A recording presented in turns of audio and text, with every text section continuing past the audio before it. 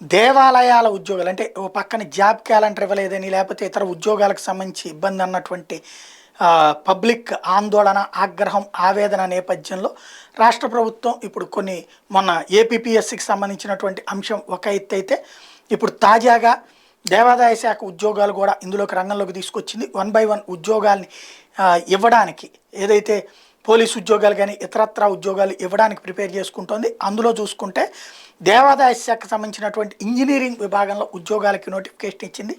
ఈ ఉద్యోగాల్లో engineering department అంటే బీటెక్లు పూర్తి చేసినటువంటి వాళ్ళకి అవకాశాలు ఏర్పడుతున్నాయి. అది కూడా సివిల్ ఇంజనీరింగ్ చేసినటువంటి వాళ్ళకి ఇందులో అవకాశాలు కల్పిస్తూ తాజాగా నిర్ణయం తీసుకున్నటువంటి పరిస్థితి అయితే ఉంది. అయితే భారీ ఎత్తున సంఖ్యలో కాదు, స్వల్ప సంఖ్యలోనే బీఈ బీటెక్ ఉత్తీర్ణతతో ఈ నెల 30 వరకు దరఖాస్తులు స్వీకరిస్తారు. రాత పరీక్ష ద్వారా ఎంపిక చేస్తారు. ఏఈ సివిల్ 35 పోస్టులు, ఏఈ ఎలక్ట్రికల్ 5 పోస్టులు, టెక్నికల్ అసిస్టెంట్ సివిల్ 30 పోస్టులకి దేవాదాయ శాఖ ఆదేశాలు ఇచ్చింది.